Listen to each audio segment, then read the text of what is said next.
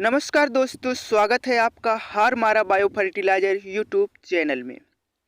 आज की इस वीडियो में हम मसूर की फसल में बम्पर उत्पादन के लिए बुआई से अंत तक कौन कौन से खाद उर्वरक को कितनी कितनी मात्रा में और कब देना है, इन सब बातों के बारे में चर्चा करेंगे। तो चलिए दोस्तों शुरू करते हैं। तो अगर बात करें मसूर की फसल के अंदर प्रति एकड़ 40 सारी या 40 बिस्वा जमीन या 8 कना जमीन के अंदर खाद उर्वरकों की मात्रा यानी न्यूट्रेंट कितनी मात्रा में जरूरत पड़ती है। न्यूट्रेंट यानी पोषक तत्व की 8 किलो नाइट्रोजन तत्व की जरूरत पड़ती है, 16 किलो फास्फोरस तत्व की जरूरत पड़ती है और 8 किलो सल्फर तत्व की जरूरत पड़ती है और कुछ मात्रा में जिंक और बोरान तत्व की भी जरूरत पड़ती है। दोस्तों, अगर बात करें कि इन पोषक तत्वों की पूर्ति के लिए जमीन में कौन कौन से खाद उर्वरक और कब देना है, तो उनके लिए आप डीएपी और एनपीके 12-32-16 को बाय बाय कह दीजिए, क्योंकि इनसे आपको खर्चा भी बहुत ज़्यादा होगा, फायदा भी नहीं मिलेगा और ज़मीन में घुलेंगे ही नहीं, मार्केट में आसानी से मिलेंगे नहीं, यानी नुकसान ही नुकसान है। तो हम जो नाइट्रोजन और फास्फोरस जो मुख्य रूप से और सल्फर तत्व तीनों को देंगे वो यूरिया और एसएसपी यानी सिंगल सुपर फास्फेट से ही देंगे।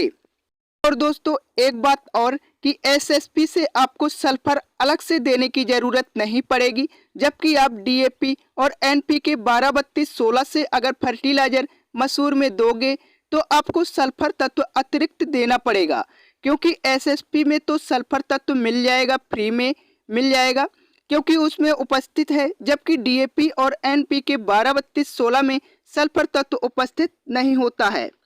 इसके साथ ही साथ दोस्तों एसएसपी से आपको कैल्शियम तत्व भी फ्री में मिल जाएगा। तो चलिए दोस्तों हम जानते हैं कि एसएसपी और यूरिया को कितनी कितनी मात्रा में फसल को देना है। तो बुआई के समय हमें प्रति एकड़ यानी 40 सारी या 40 बिस्वा जमीन या 8 कनाल जमीन के अंदर 18 से 20 किलो यूरिया देना है। साथ में अगर एसएसपी के बारे में बात करें तो दोस्तों 100 किलो एसएसपी यानी 100 kilo single super phosphate fertiliser भी देना है। इससे हमारी फास्फोरस की कंप्लीट पूरी मात्रा मिल जाएगी और सल्फर की भी कंप्लीट पूरी मात्रा मिल जाएगी। वहीं दोस्तों माइक्रोन्यूट्रिएंट्स की पूर्ति के लिए यदि आप माइक्रोन्यूट्रिएंट्स को जमीन में बुआई के समय ही हाथ से फेंककर फर्टिलाइजर के रूप में देना चाहते हैं तो उसके लिए आप जैविक फर्टिलाइजर के रूप में इफ्को का सागरिका जो दानेदार में आता है उसे 8 से 10 किलो प्रति एकड़ के हिसाब से ले सकते हैं। यदि दोस्तों आप खड़ी फसल में माइक्रोन्यूट्रिएंट्स को स्प्रे करना चाहते हैं तो मल्टीफ्लेक्स कंपनी का प्रो किसान चिलेटेड माइक्रोन्यूट्रिएंट्स को 1 ग्राम प्रति लीटर पानी के हिसाब से पुष्पन अवस्था से पहले कभी भी आप खड़ी फसल पर स्प्रे कर सकते हैं।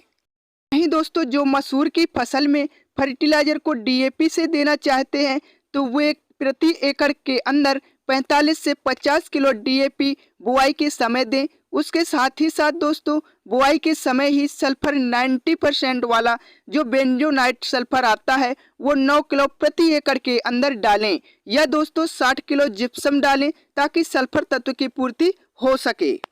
और दोस्तों माइक्रोन्यूट्रिएंट्स ऊपर बताए गए तरीके से ही डालें। वहीं दोस्तों जो किसान भाई यूरिया और एसएसपी यानी सिंगल सुपर फास्फेट से ही नहीं देना चाहते हैं, डीएपी से भी नहीं देना चाहते हैं, वो सिर्फ 12-32-16 से ही देना चाहते हैं तो उनको एनपीके 12-32-16 की मात्रा बुआई के समय 50 किलो प्रति एकड़ व सल्फर 90% वाला 9 किलो प्रति एकड़ या जिप्सम नामक फर्टिलाइजर को 60 किलो प्रति एकड़ के हिसाब से डालें।